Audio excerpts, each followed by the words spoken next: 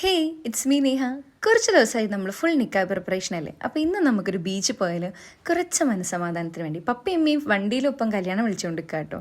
അപ്പോൾ അതാച്ച് തെറ്റി കുത്തിരിക്കുക. അപ്പോൾ ഞാൻ പപ്പനോട് ചോദിക്കുക, പപ്പ നീയും പറഞ്ഞോ എന്നുള്ളത് കേട്ടോ. കാരണം പപ്പ അങ്ങനെ ചൂടാവാറില്ല. പപ്പ ഒന്ന് വെറുതെ സൗണ്ട് ഇട്ടാൽ തന്നെ ഞങ്ങൾക്ക് ഭയങ്കര വിഷമമാട്ടോ ആവാറ്. കാരണം ഞങ്ങൾ അത്രയും കൊഞ്ചിച്ചാണ് വളർത്തിയേക്കുന്നത്. ഇപ്പം നമ്മളുടെ ബേപ്പൂർ ബീച്ചിലോട്ട് വന്നപ്പം അപ്പുറത്തോട്ടുള്ളതൊരു ക്ലോസ് ചെയ്തിരിക്കുന്നത്. അപ്പം പിന്നെ ഇവിടെ നിന്ന് തിന്നിട്ട് പോകാമെന്ന് കരുതി നമ്മൾ. അപ്പം ഞാൻ എന്താ ക്യാരറ്റൊക്കെ വാങ്ങി പപ്പത പുളിയച്ചാറട്ടോ വാങ്ങിക്കണേ. ഉമ്മ പിന്നെ ബാക്കി ഉപ്പിലിട്ട പാർസൽ എടുത്തിക്കുന്നത്. പപ്പ ഇതൊക്കെയാണ് ആച്ചാല് ചവിട്ടി ഉണ്ടാക്കണേക്കും.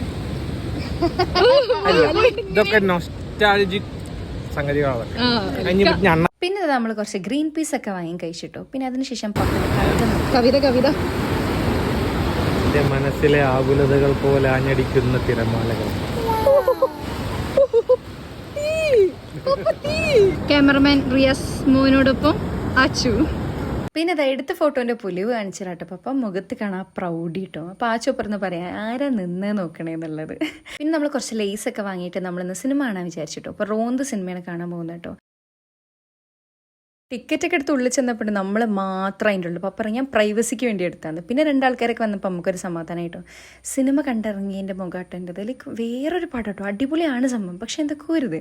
പിന്നെ നമ്മളിതാ ഫുഡ് കഴിക്കാനൊക്കെ കയറി. അപ്പോൾ ഇത്രയേ ഉള്ളൂ ഇന്നത്തെ vlog. Thank you for watching. Bye bye.